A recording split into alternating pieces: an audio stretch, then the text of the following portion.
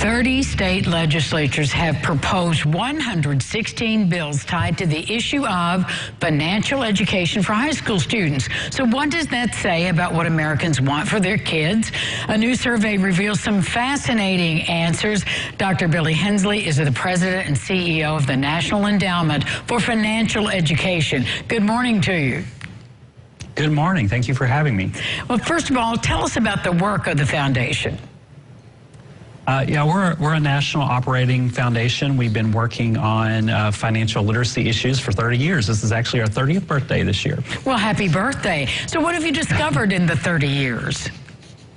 Well, most recently we have found something that, an anecdote we talk about a lot when I talk about what I do with friends and family, is that 88% of Americans think that every student should graduate from high school with a full semester course on personal finance.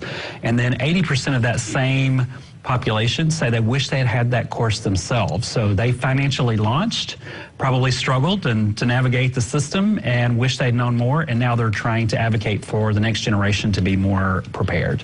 Well, you know, I can tell you, I said that about myself after I graduated from high school. It would have been such a help. So what will the coursework look like in the ideal setting? You know, sure. We're encouraged that we're at 15 states now that require this standalone semester course. And we are trying to assure that that is a consistent high quality across the states so that the teachers are well trained, that we have relevant and timely topics to discuss so that they can, see what's happening in their financial lives and apply those things.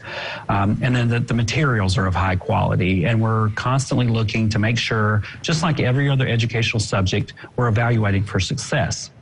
The way that looks is, there's national financial literacy standards starting in preschool all the way through 12th grade. But I always start with 4 main topics, especially for teens, that I encourage to be covered initially. And that's earning and income. We all got the stack of papers when we started our job, or now they're all the PDFs and the digital files. Right. How do you navigate those things? And what does it mean? Everything from our tax liability all the way to how do you advocate for yourself for things like pay and so forth. Managing and understanding debt, managing and understanding credit. And the big one that we need to spend more time on is managing risk. Now, used to that meant managing our portfolio risk, our 401k, how we invest, how we save for retirement. But now our digital fingerprints are financial.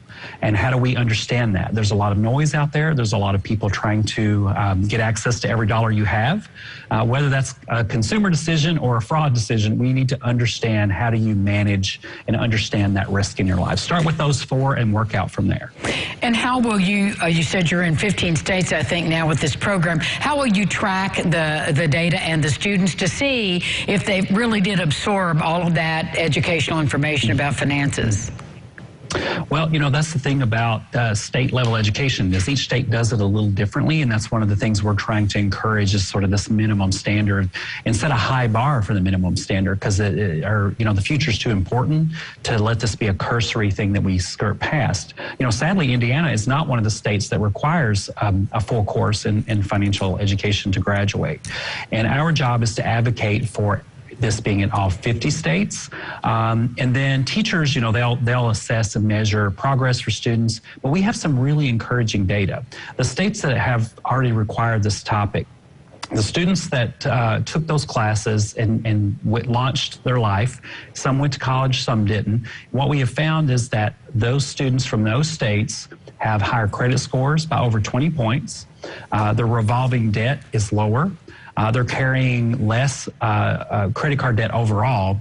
And those that went to college are actually borrowing better. The ones that had to take student loans, they're taking more subsidized loans, meaning that their interest is not accruing while they're in school. And they are not taking private loans at the same rates. They're doing those loans at much lower rates. So it's helping them in all aspects. So we know those are important topics that are in front of us every day right now. There's just so much to what you're saying, and we are out of time, so you'll have to come back and talk to us in the future. What's the website to send our viewers to? Sure, NEFE.org, the National Endowment for Financial Education. Thank you, Dr. Hensley. Great information. Thank you.